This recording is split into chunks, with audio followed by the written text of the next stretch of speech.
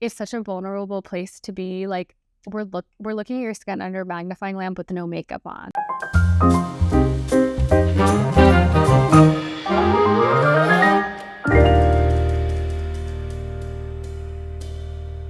Hi, I'm Elizabeth Grace Hand. I am a facialist and owner of Stalle Studios in New York. And you're amazing. I recommend you to everybody. Obviously, we're going to learn your makeup routine, but what is like, how are you prepping your skin for makeup, and is it different from day to day? I know you don't wear makeup every day, but like right off the top of your head, what are like the products that you love? Okay, so I have a formula, and I've mastered it. Like the same with you with makeup, right? I'm always tweaking it. So it's like if I haven't seen a client in a year, I'm like, okay, we have new stuff. Like there's new technology, there's new things I find. And like you and I are in such a lucky position where we're getting sent all the things. So we get to try all the things. And yeah, there's a lot of products out there and it can be overwhelming, but it's also just things get better. Yes. But I think it's also differentiating like what is kind of like a gimmick that is like a little cash grabby versus like what actually works. And anyway, I think there's so many good things out there. But basically my formula, for makeup prep, I honestly do the same thing always. Okay, so if it's like a makeup prep for an event, I'll explain that. For like a day-to-day, like if I'm going to work, I do a very like minimal makeup routine, but the skincare cleanse, like gentle cleanser in the morning. I do my vitamins. So like, we have our oral, I think the best way to explain it, we have like our oral multivitamin that, even like back when we took the Flintstones. We've always done that. A topical too, to protect and also treat the skin. The skin functions better when it has the vitamins. So think vitamin A, C, E. The one that I love is the Environ, the Sequence series. Okay. So you start with 1 and you go up to 4. It's amazing. So cleanse, my vitamins, and then I do a growth factor serum. I love BioEffect. I love 8th Day. And then I do some kind of eye product. In the morning, it's usually, like an eye serum, because if I'm putting anything underneath my eye, I love the BioEffect eye roller. Okay. It's so good. Their 3X one is amazing. Their Mohs has 4 growth factors, and they only sell at derm offices. And actually, you got me hooked on BioEffect. Yeah, BioEffect's amazing. It's crazy. It makes such a difference. I was talking to a client yesterday because she's like, because she never really had invested in expensive skincare. And I'm like, okay, well, if we're going to choose, like you have to do the BioEffect serum. You have to do the growth factor serum. And she's like, no, like I can't not. No, I'm the same way. I know. I'm like, I'm sorry. But, and then I do my moisturizer and my sunscreen. Okay. So that's the formula for anybody. And like, of course, depending on skin type and concern. But I would say BioEffect, knock on wood, I haven't had anyone had a reaction to it, neither with the 8th Day serum. But everybody's different, right? Yeah. That's like a good formula for like maintenance, prevention, also giving the skin a really nice glow. And then moisturizer is so specific. I'm actually developing a moisturizer right now because I want a moisturizer that kind of can fit for everybody, that also like leaves that glow. Right now I like mix a lot of things. I'm tired of doing that. So anyways, I'm really excited. Yeah, I'm really excited. I was when testing it. It's really good. I feel like I know moisturizer is hard.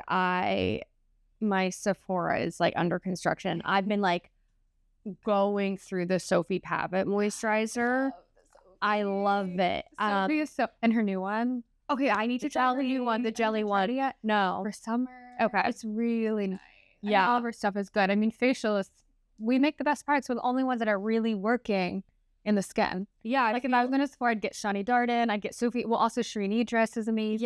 Yes. She's a derm, but she, she's so skin focused and cosmetic. And I think, Sophie's stuff is amazing. I know. I feel like if I have like a bridal or like event client where it's like a long-term prep, they always go to you or Sophie. Like all my acne prone clients. And it's really crazy to do, like, sometimes I'll have a trial 6-8 months in advance, and then on their wedding day, their skin will be like completely different. It's really crazy. Why do regular facials do that? Like, what is the purpose of that? I think it's even. Sometimes I'm just like, come to me once and we can figure out the routine. Yes. Because like back to kind of saying that there's so many products out there, it is overwhelming, and you're listening to a lot of people, and people are very convincing on the internet. Even sometimes I'm like, wait, I need that, even though like I know I don't. Like, every time I go and get like a biologic facial, they always convince me to get P50, and I'm like, wait, my skin hates this. And they won't tell me. And I'm like, oh, I want. They like, yeah, you want it. So just like honestly, I think what's so like underrated is like a good skincare routine. That's what you're doing every day. So this winter, my skin like completely flipped out after I used these horrible retinol pads. Obviously, I texted me first. I didn't because my skin was like great. I was like, I'm invincible. That's what happens when your skin's too good. It's really good. And you're like, oh, I can try whatever. I can try whatever. And then I was like, oh, your skin barrier is permanently damaged from the acid in those. But I texted Elizabeth and she gave me this like incredible routine that literally, like, thank God, put my skin back. So simple, which I think is I'm learning based off of the way I'm kind of forced to treat my face. Like, I don't do this in the same way I used to, where I would do like 3 tutorials in a day, but like I'm usually putting makeup on and taking it off probably 1 to 2 times a day, like every single day in some capacity.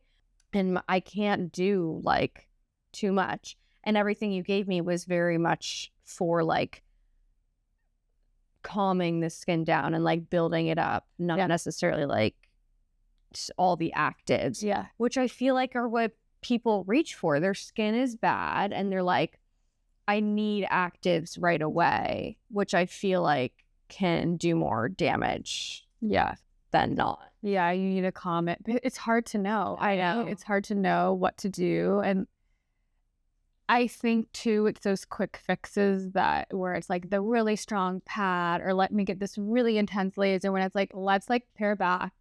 Let's like baby step. I'm so much into baby stepping, even if someone comes in for the facial and someone might come in hot and they're like, I want to do the deepest feel you have. I want to do the deepest micro needle. I want to do it. And I'm like, we're going to like start baby, even if they're like, I get peels every week and my skin's fine with it. I like to kind of start baby, see how their skin responds, and I'll look at their skin and like kind of know what like I should do and what they should like incorporate at home. But as I do the facial, I get a better idea because I get to kind of see how the skin's responding to the steam, to the gentle cleanser that I use, to everything, to the massage. So yeah, I think just when you're unsure and there's like some kind of breakout or weird situation like yours, you had like this big flare up and you didn't know what probably caused it because that was the only thing you incorporated. But sometimes people are incorporating a lot of things at the same time. So I also, even when clients come, I don't get them on like 2 actives at the same time. Like I'll maybe just get them on 1 and I'll be like, okay, let's buffer it after your growth factor serum. Let's use it just a couple of times a week and then we'll increase. Because also like if you're using it, like maybe those pads could have been amazing, but like maybe it was like, okay, you need to use it less, or we start babier. Yeah. And then you're never going to use it and your skin might like be able to handle the intense stuff. But you also don't know, like for me in particular, I don't use prescription Tret. My skin doesn't like it. I've tried. So I use the environment. I use the sequence, which is the vitamin A, C, and E. I use it twice a day. Okay. My skin it looks really, really good. And it's actually super, because the way that it works in the skin and how it turns into retinoic acid, it actually is just as effective as a prescription strength, but it is a little bit complicated, like how it works. Yeah. It's like just as effective. Yeah. But I think people want that as prescription tube. I'm also like, fine. Like it's also more cost effective because usually insurance covers it to get that tube. Yes. I like the tube for like the body too. I'll like mix like the prescription Tret into my body cream and put it all over. Oh, that's so smart. Okay. I love we'll be tackling more skincare questions. Okay. But now makeup. I feel like I'm always so curious to know what both like facialists and makeup artists are actually using on themselves. So walk us through step 1. Okay, so I pretty much, for my like foundation, I do the Stalle slip tint. Like it's so easy. I love just using things with my hands. I'm like a pimple girl, so like if I'm not washing my brushes, like I will break out and like, Oh, that makes sense. I'm like tired. Like I like like I already have to wash my face. I have to wash other people's. Yeah. Like I'm not washing my brushes probably enough, so I don't really use them. Okay, that's very Unless they're like super clean. So I like anything I can just like finger paint. Yes. Okay. This one's amazing. It goes really nice over like any of my skincare that I'm using. It never pills. It feels just like a really nice moisturizer with a little bit of a tint. Okay. So I just put it on with my hands.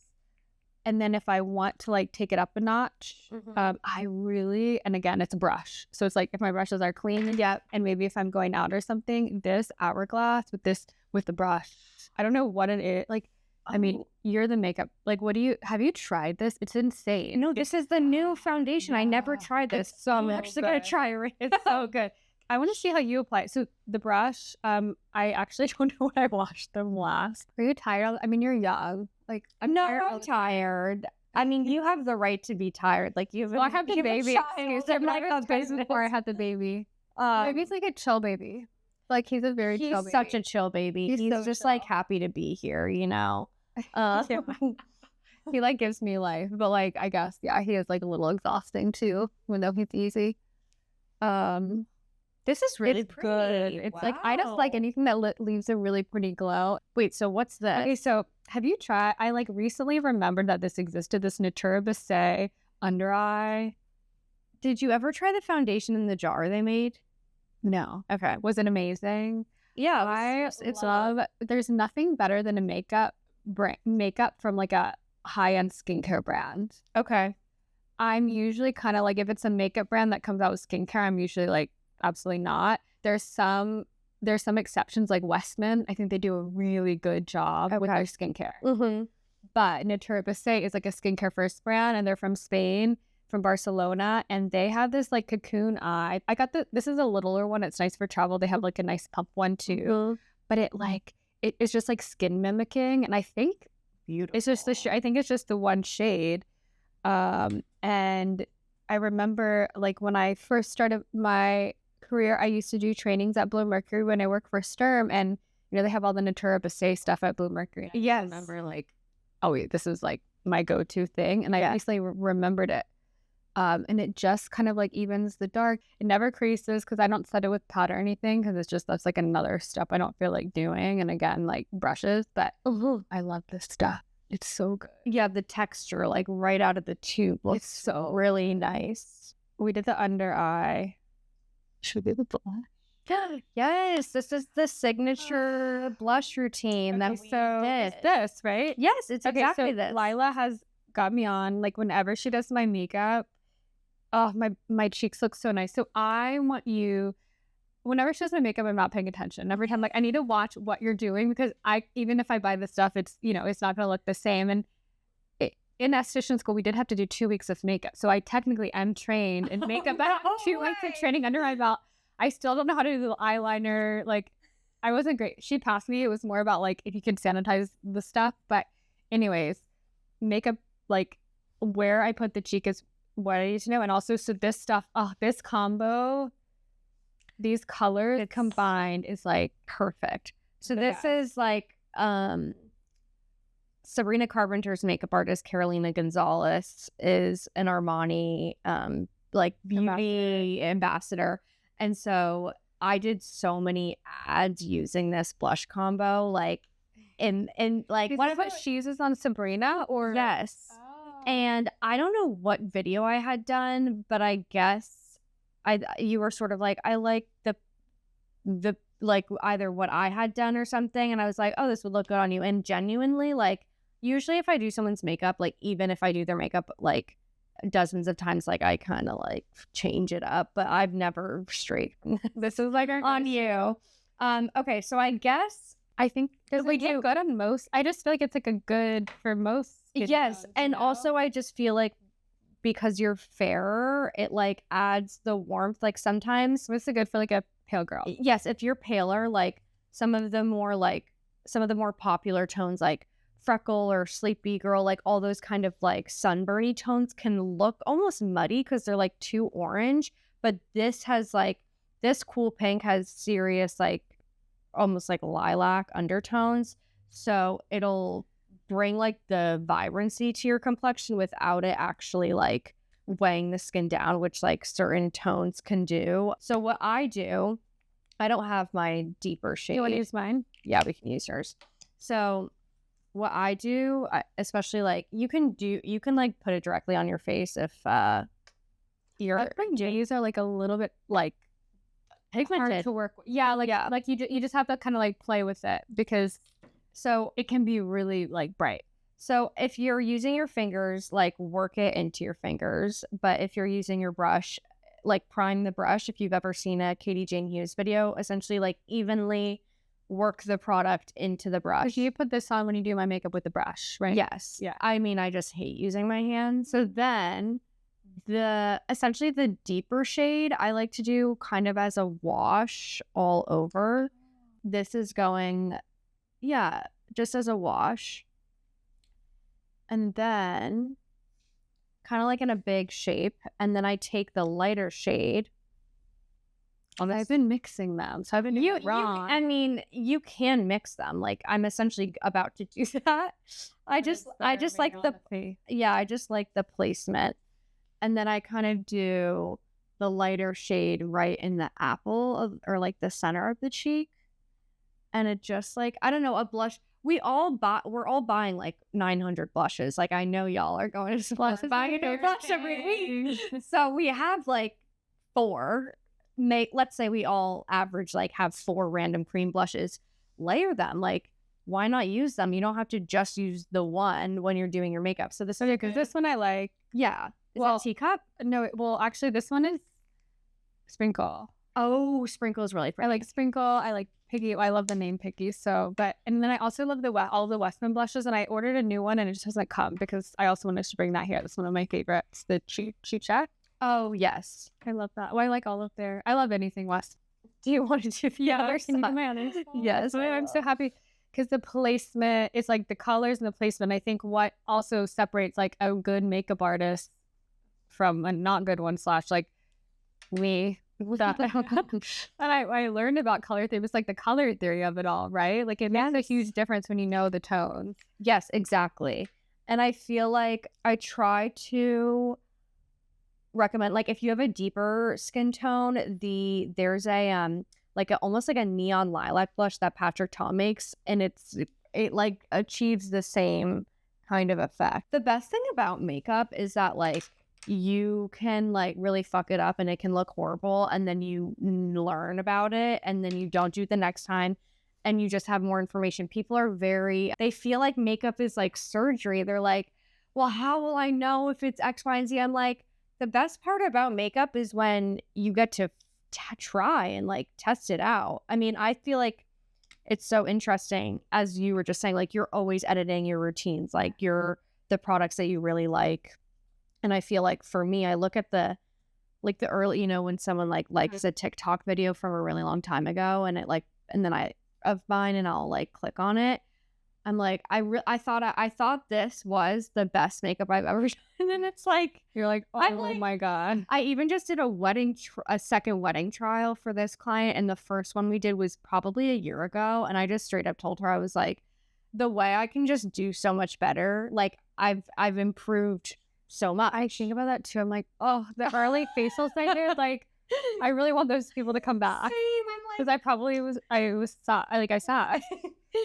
I feel the same way. I'm like, it's just, there's probably people out there, they're like, oh my God, like, how does she even have a studio? Like, she's the worst. Wait till your your job is interesting because like with mine, it's like they're gonna look glowy and good even if it's like maybe not the best facial. Sure. Yours, and I think about that with like my hair colorist, it's like you see what you do right away, and like it's an art versus mine. It's like, yeah, it's like a little bit tougher to like make people happy, I think, because I think even a bad facial massage is still good. It's like pizza, it's like it's still gonna be good, but there's like better, and then it's like when people come back or not, if you're doing something right. I also can't feel what my massage feels like. Yeah. I feel like you guys are great about it being experiential. Like, obviously, if I'm paying for a facial, I want it to look good. But you do go to some places, and it's just like there's not a lot of like, it's not very like intimate, or like luxurious, and I feel like if I leave, like, I'll be like, to your point, it's like I don't really know what like a good or bad, like I don't know what that is. But I'm always like, wow, they like really like took their time. I always feel like so like relaxed and just like recalibrated after, which is very important. Like I don't want to feel like high strung after I gotten a facial. But yeah, have you ever had a facialist trauma dump on you? I mean, that's crazy if they're talking. Like, I'm so sorry. I have a rule. Because, like, look, like, I become friends with my clients, and it's, like, the best part of it. Like, I got to meet, like, I've been to, like, clients' weddings. Yes. There's, you know, it's that, and you have the same kind of job where you get to know people and, like, hang out with them outside of this. But I have a rule where if the client stops talking, we stop talking.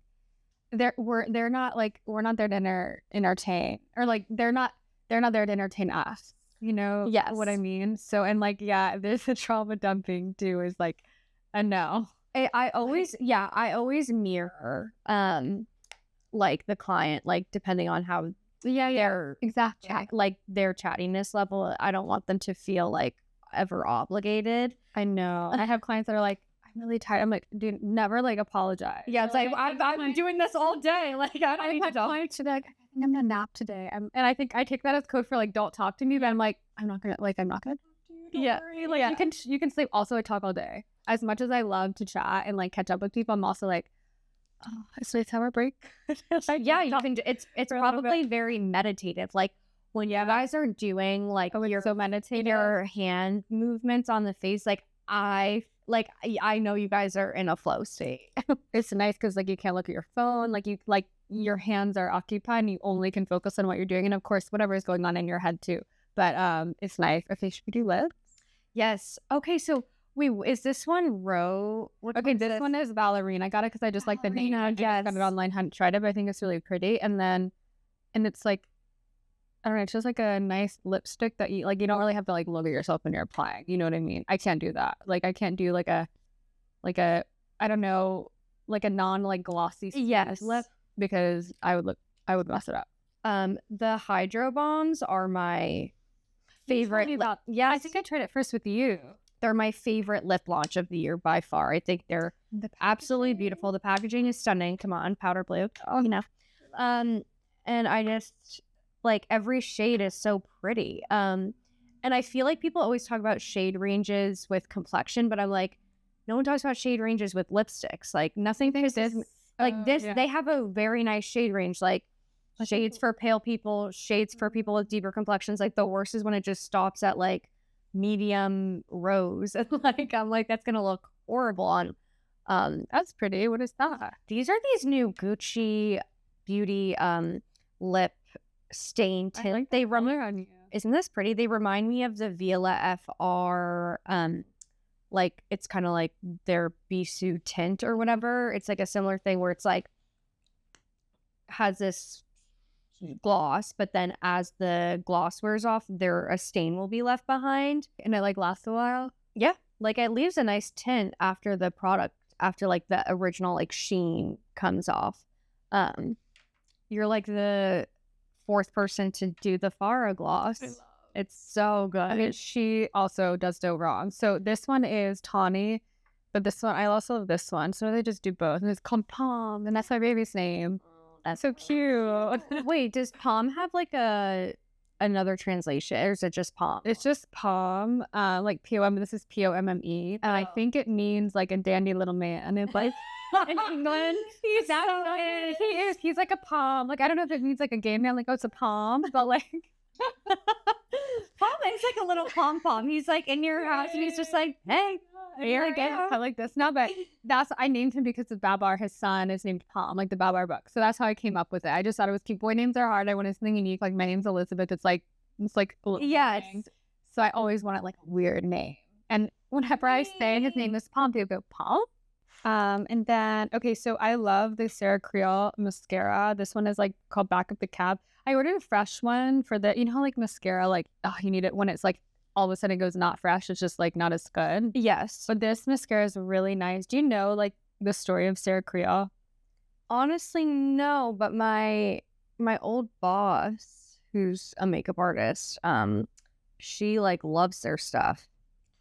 Those to your post. So Sarah, I sat next to her to dinner a couple months ago. She's so cool. Like she worked at Estee Lauder. Like she worked with Bobbi Brown. She launched Hub for Beauty. Like Wow. she's like launched like some of the biggest, best like beauty products ever. Yeah. You know, the most iconic things. And then she also helped Victoria Beckham. Oh my God. I hadn't So she's responsible for that brand. Wow. Yeah. So yeah, those are the people you trust. so she started her own.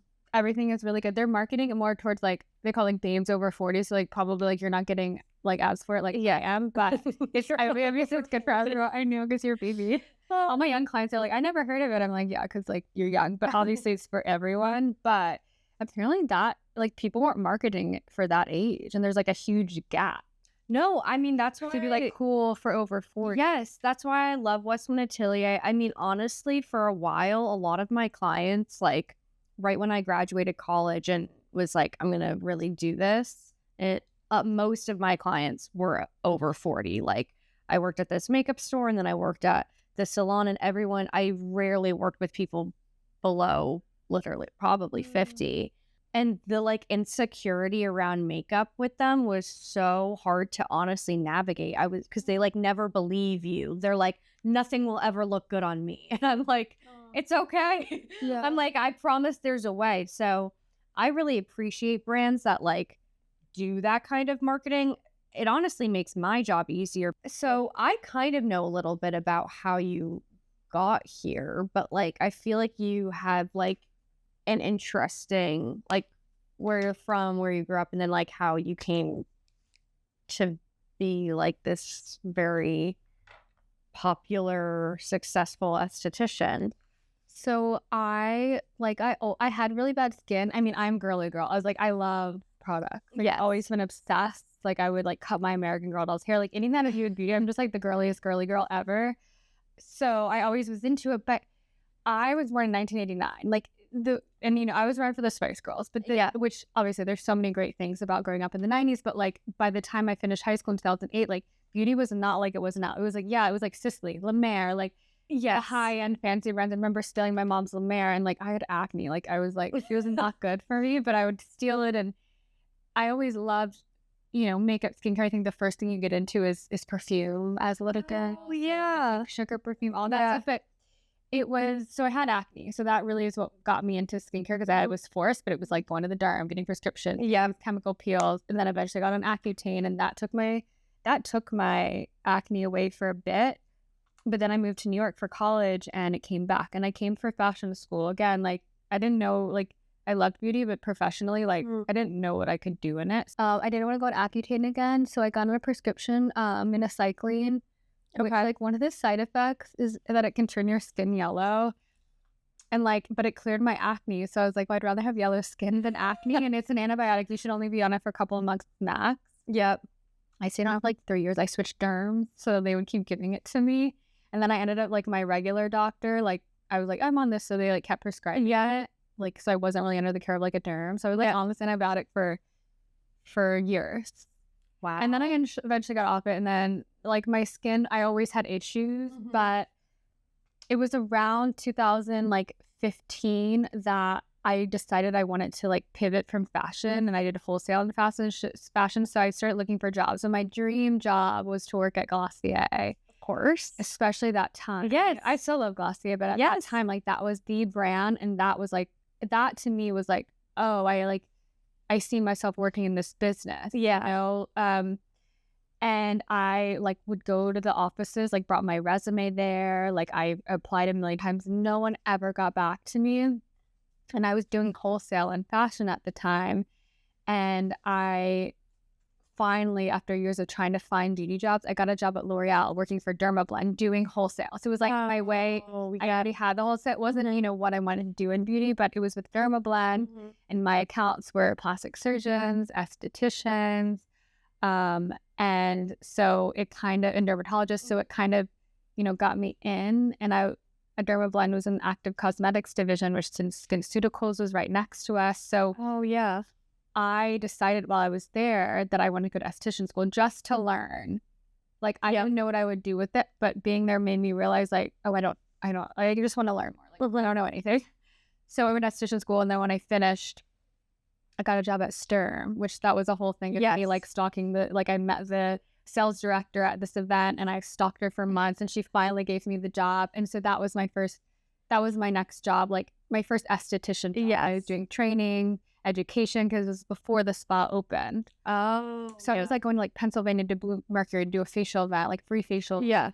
Training the salespeople so they could sell the products when I wasn't there, and like kind of just like having a territory. I was like an account manager, like account executive, they call it. So, I was in all these like Bergdorf's, Blue Mercury's, Nordstrom, Neiman Marcus. And then, I was at Sturm for years. The spa opened. I did facials there. I did the kind of both jobs. Yeah. And then I guess this whole like getting into the beauty industry started like 2015 is when I was really thinking about it. And I always had a quarter life crisis then because I was 25. And I had gone to college in New York, and then I left for 3 years, and I went back to the South. I was just a bit burnt out. Yeah. And I came back, and I was like, I need to do something with my life. Like, I need to work in beauty. Like, I had this whole plan. I read The Secret. You know that book, The Secret? No. So it's like The Secret is like the law of the universes, which is the law of attraction, which is like ask, believe, receive. So I read that, and it like changed my life. Amazing. The funny thing is, like, you remember, the Bling Ring movie? Yeah, the mom talks about The Secret and like how that turned out. So like, it's actually a really like, for me, it was like because it's all about like your perspective, your mindset. I always thought things just happen. Like it made me realize that I actually could control like what happens to me. And when I had that like epiphany, it changed everything. And I moved back to New York without a job. Like I forged the lease, like saying that I had a job, that I was making like whatever, X amount of, the rent is, whatever. I was making $100,000 a year, whatever, which I had zero job.